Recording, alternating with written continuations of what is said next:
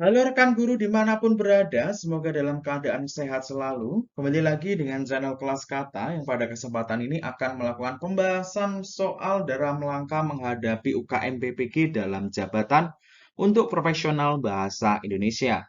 Tanpa banyak kata, mari kita langsung mulai soal dan juga pembahasannya. Soal pertama, ini ada puisi rakyat jenisnya syair. Jika diri terus ikuti syahwat, hidup bisa jadi lebih berat. Jiwa bisa jadi tak terawat, hati juga bisa rusak dan mati. Jenis rima yang terdapat pada puisi rakyat tersebut adalah ini A, ini A, ini A, ini tidak A. Jadi berbeda ya. A, terus kemudian tidak A. Maka jenis rima syair ini adalah rima patahan. Jadi soal ini jawabannya adalah yang C. Kita lihat penjelasan lebih lanjut terkait jenis-jenis rima. Berikut ini catatan terkait jenis-jenis rima. Yang pertama adalah rima terus. Rima terus itu rimanya sama di akhirnya. Jika A. Jadi keempat barisnya ini rimanya sama. Itu disebut dengan rima terus. Kemudian ada rima kembar. Rima kembar itu di sini A, ini B, ini B. Itu namanya rima kembar. Kemudian ada juga rima silang. Rima silang ini adalah rimanya AB. Ya, jadi ini ladang, mandi, panjang, lagi. Ini disebut dengan rima silang. Ada rima peluk atau rima rapatan. Di sini A, ini B, ini B, ini A. Jadi B-nya itu diapit sama A. Ini disebut dengan rima peluk atau rima rapatan. Juga ada rima putus atau rima patah atau rima patahan. Jadi ada istilah rima yang menyebut rima patahan, ada yang menyebut rima putus. Itu eh, ini A, ini B, ini B, ini B. Atau sebaliknya B, A. Itu disebut rima putus atau rima patahan. Itu adalah penjelasan lebih lanjut terkait jenis-jenis rima. Kita lanjut ke soal dan pembahasan berikutnya.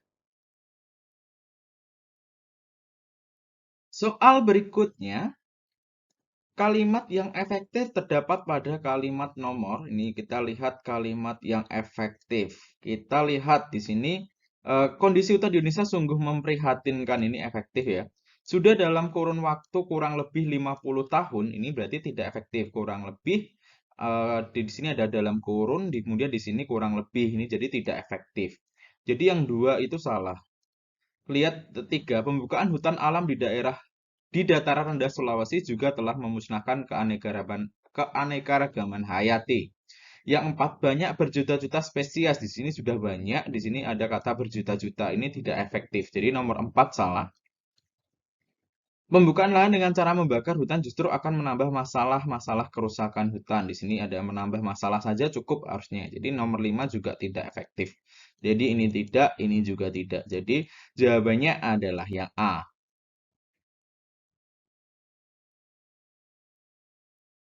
Soal selanjutnya ini berkaitan dengan penggunaan tanda baca. Setiap peserta didik diharap membawa piring, sendok, dan gelas saat pesantren. Di sini ada perincian, piring, sendok, dan gelas. Karena ada tiga, maka harus dipisahkan dengan tanda koma. Di sini koma. Sebelum dan harus ada koma. Jadi ini titik dua salah. Membawa ini tidak perlu, di sini tidak perlu koma ya. Titik dua juga salah, ini juga salah. Maka jawaban yang tepat adalah yang A. Kita lanjut ke soal berikutnya. Jangan lupa simpan terlebih dahulu. Soal berikutnya berkaitan dengan kaidah penulisan bilangan. Penulisan kata bilangan yang tepat adalah, di sini kita lihat yang A, 250 orang diundang dalam rapat penting itu. 250. Ini tidak bisa ya. Harusnya ketika angka diubah dalam bentuk huruf itu maksimal 3 kata. Putri membaca novel itu sampai 3 kali. Ini benar.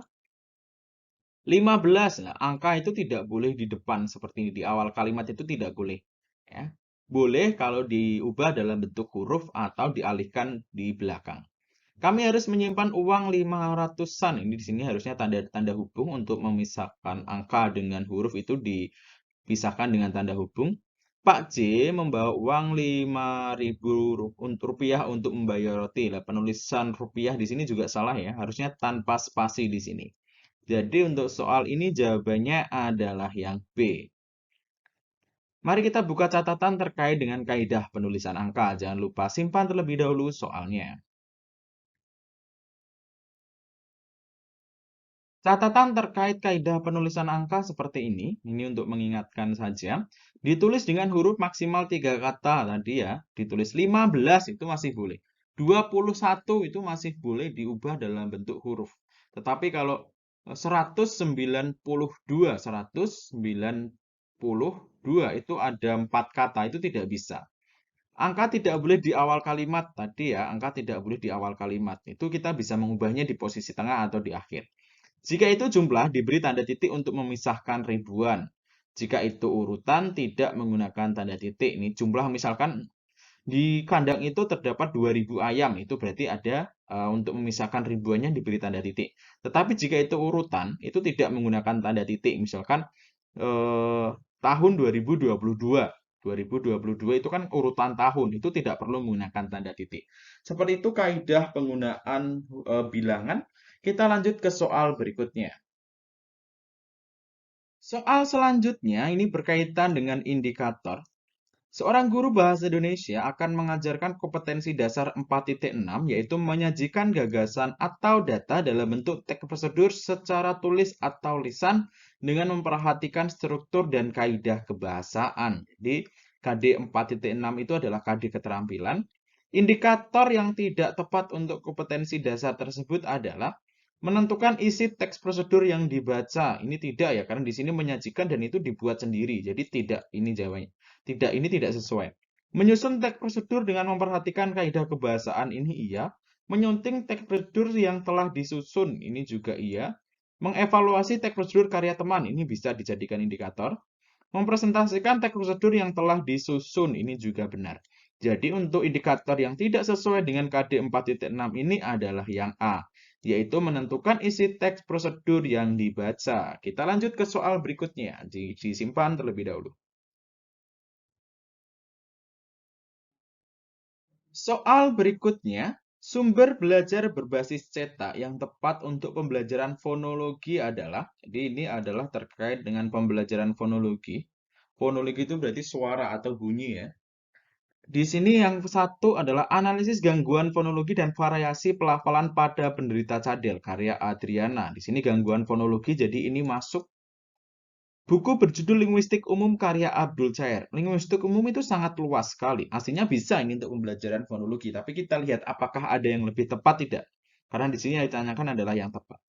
Tinjauan deskriptif sistem bunyi bahasa Indonesia karya Masnur Mukhlis. Di sini monograf ya. Monograf itu adalah buku dari hasil penelitian. Misalkan rekan guru membuat penelitian PTK atau R&D, kemudian hasil dari itu ada produk bukunya. Itu disebut dengan monograf.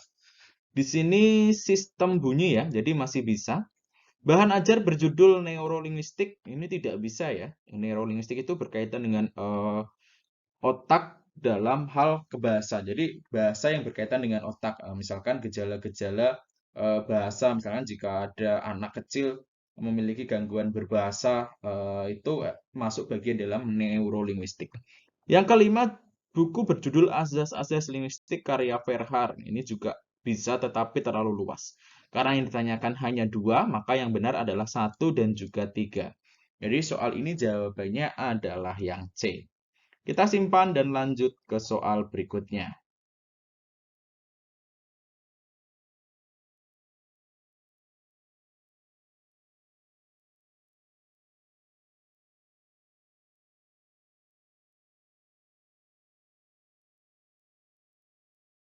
Soal berikutnya, ini ada bacaan yang begitu panjang. Ini berkaitan dengan teks eksplanasi. Bagian teks eksplanasi di atas yang merupakan interpretasi terdapat pada kalimat. Baik, struktur teks eksplanasi itu ada tiga. Yang pertama adalah pernyataan umum, berikutnya adalah deretan penjelas, dan berikutnya adalah interpretasi. Yang terakhir itu adalah interpretasi. Yang ditanyakan adalah interpretasi, itu berarti eh, di dalam penulisan teks eksplanasi itu tidak bisa diubah ya susunannya. Tidak bisa mungkin interpretasi dulu, deretan penjelas, baru pernyataan umum. Itu sangat tidak mungkin. Yang artinya interpretasi ini ada di akhir. Jadi kita coba mengerjakan soal ini tanpa membaca teks ya. Karena interpretasi ada di akhir, jelas 1, 2 itu tidak, 3, 4 itu tidak, 5, 6 itu tidak. Karena 8 itu ya, 8 itu terakhir, itu pasti interpretasi. Jadi pasti jawabannya ada 8-nya. Karena yang ada 8-nya hanya E, berarti ini jawabannya adalah E. 7 dan 8. Karena misalkan tidak mungkin jawabannya adalah 6 dan 7. 6, 7 interpretasi, 8 itu tidak interpretasi, itu tidak mungkin. Pasti kalimat terakhir itu ikut bagian interpretasi. Jadi tanpa membaca teks yang begitu panjang ini, kita bisa mengetahui struktur yang ditanyakan itu apa jawabannya. Jadi jawaban untuk soal ini adalah yang E, 7 dan 8. Kita simpan dan lanjut ke soal berikutnya. Soal selanjutnya, kalimat yang tidak mendukung argumen adalah, jadi yang ini kalimat yang tidak mendukung argumen. Argumen yang dimaksud itu artinya kalimat yang tidak mendukung kalimat utama atau ide pokoknya. Kita cari ide pokoknya terlebih dahulu. Sedangkan menurut data yang disampaikan oleh BI tahun lalu, kemarau hanya terjadi selama 5 bulan. Ini tidak ya, ini tidak mungkin menjadi kalimat utama. Otomatis kalimat utamanya adalah nomor 1. Jadi jawabannya pun tidak mungkin nomor 1 ini. Jadi kita mencari kalimat yang tidak mendukung nomor 1, yaitu berkait dengan kemarau panjang atau kemarau dalam kurun waktu 10 tahun. Jadi kemarau terparah ini ya. Selama 6 bulan banyak sawah gagal. Ini malah yang dibahas adalah sawah gagal. Kita lihat yang 3. Hujan tidak turun selama 6 bulan mengakibatkan tanah dan sumber air menjadi kering. Ini hujan juga masih berkaitan, berarti ini mendukung.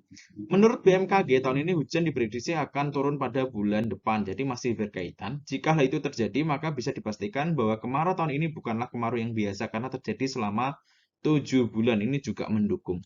Berarti yang tidak mendukung itu adalah kalimat nomor 2, karena yang dibahas di sini adalah banyak sawah yang gagal di desa kami. Jadi itu tidak mendukung kalimat utama yang kalimat nomor 1 ini. Jadi untuk soal ini jawabannya adalah yang D. Soal selanjutnya, pada kalimat manakah terdapat kesalahan penulisan kata? Harusnya ini D ya, di kalimat manakah. Nah, pada itu untuk berkaitan dengan waktu. Semangat para pejuang sejak zaman dahulu perlu diteladani. Zaman ini benar. Begitu bukan hanya sekadar hadiah untuk saya. Ini juga bisa sekedar di sini ya. Yang benar itu sekadar, ini sudah benar. Luar biasa berkah yang telah kami terima darinya. Di sini ada kesalahan ya. Harusnya di sini ada, karena nyanyi merujuk ke Allah atau Tuhan, maka diperlu tanda hubung. Pemerintah mengimbau agar bersikap kritis dalam menerima kiriman berita. Di sini ada kata menghimbau. Ini salah ya. Harusnya mengimbau, tidak perlu menggunakan H ini. Banyak sekali andalan keluarga itu dalam mencari rezeki. Di sini ada banyak sekali, ini juga harusnya salah, tidak efektif. Jadi, tapi ini rezekinya benar. Kalau yang ditanyakan adalah penulisan kata yang salah, maka jawabannya adalah yang D. Meskipun C ini salah, karena yang salah ini adalah tanda bacanya. Seringkali dijumpai soal seperti itu. Ini salah, ini juga salah karena banyak sekali. Kemudian ini juga salah, tapi yang ditanyakan adalah penulisan kata yang salah, maka jawabannya adalah yang D ini. Kita lanjut ke soal berikutnya. Soal berikutnya berkaitan dengan penulisan gabungan kata yang benar. Kita lihat kalimat pertama, di sini ada ketidakadilan. Ketidakadilan, tidak adil itu dipisah karena di sini ada awalan dan juga akhiran, maka harusnya dirangkai. Jadi ini sudah benar. Mudah saja bagi mereka memutarbalikkan fakta. Di sini ada prefix dan di sini ada sufiks, maka ini benar dirangkai. Seharusnya dia tidak mengadu domba mereka yang bersaudara itu. Mengadu domba ini hanya ada prefix saja tanpa ada akhiran, maka harusnya dipisah. Mengadu spasi domba. Maka ini salah. Yang 4, akhirnya dengan mudah dia memecah belah persaudaraan mereka. Di sini memecah belah. Harusnya pecah belah itu dipisah karena ini hanya awalan saja. Harusnya tidak dirangkai. Jadi ini salah. Jadi untuk soal ini jawabannya adalah 1 dan 2. Jadi jawabannya adalah A ini. Informasi tambahan terkait penulisan gabungan kata itu ada perubahan di EYD terbaru pada tahun ini. Yaitu seperti ini. Eh, Maha Kuasa yang di PWB dulu namanya, itu dirangkai karena maha ditambah dengan kata dasar asli atau tidak, kuasa maha suci itu kan kata dasar yang tidak memiliki imbuhan. Maka penulisannya dirangkai. Tetapi untuk di EYD terbaru ini semuanya dipisah. Meskipun ini kata dasar tanpa imbuhan atau kata bentukan, kata dasar, itu penulisannya dipisah dengan mahanya. Yang dimaksud maha yang berkaitan dengan Tuhan ya. Jadi maha kuasa, maha spasi kuasa, maha spasi suci. Jadi ini dipisah semua. Sedangkan dulu di PWB itu tulisannya dirangkai. Kemudian untuk maha penyayang, ini masih sama ya. Kalau dulu tetap dipisah karena kata dasarnya sayang, karena di sini adalah kata gramatikal, maka dipisahkan dengan mahanya. Ini masih sama, baik di PWB maupun di EYD pada tahun ini. Yang berbeda itu hanya ini. Ini sepertinya dipisah semua. Yang kata maha plus kata dasar itu dulu dirangkai, sekarang dipisah semua. Itu informasi sedikit terkait perubahan di dalam EYD yang muncul di tahun ini.